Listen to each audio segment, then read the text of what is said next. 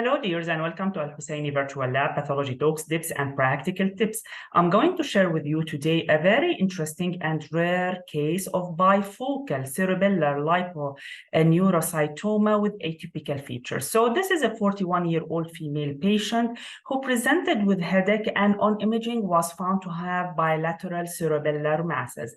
And this is from the right cerebellar hemisphere excision of the mass. And as you can see, this is a highly cellular tumor with microvascular proliferation and areas of necrosis, higher power magnification of the areas with increased cellularity, composed mostly of proliferation that is very much reminiscent of medulloblastoma, but actually the mitosis is much less prominent and there are areas of better differentiation. Yet we could see and appreciate the presence of microvascular proliferation among the infiltrate. Now, in one focus only in the tumor on this side, there was a collection of what looked like lipocytes, which are actually tumor cells that contain lipid droplets within the cytoplasm. Now, putting both components together, this would be consistent with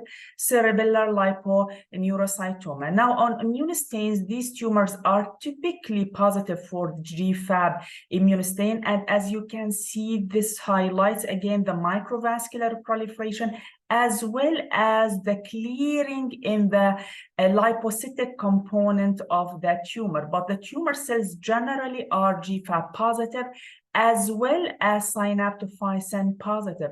And this is extremely important to know. So these tumors, despite being of a neurocytic differentiation, they show the GFAP, the diffuse GFAP positivity. Now, along with GFAP, there was also positivity with a chromogranin immunostain.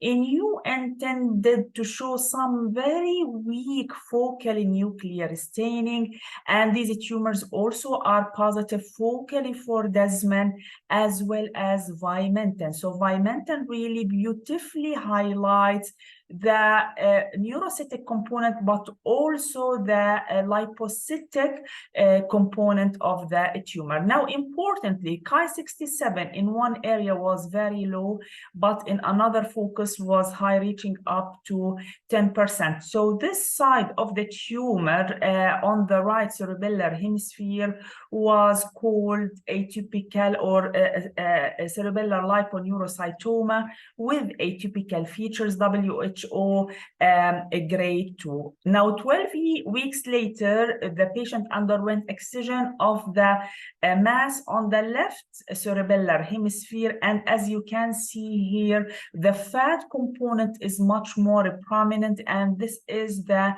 neurocytic component. So side by side, this is the neurocytic component, small rounded blue cell proliferation with some scattered mitosis, but not really the other features of anaplasia that similar to what was encountered on the right side tumor. So no necrosis, no microvascular proliferation, and the lipocytic component was much more prominent. Now, the same immunohistochemical stains were performed on this side, and they were identical to the right cerebellar tumor. However, Ki-67 was much low. It's around 2%. So in total, to sum up the case, this is a case of bifocal cerebellar liponeurocytoma, which is a very rare occurrence. It has been reported in the literature, but it is really extremely rare.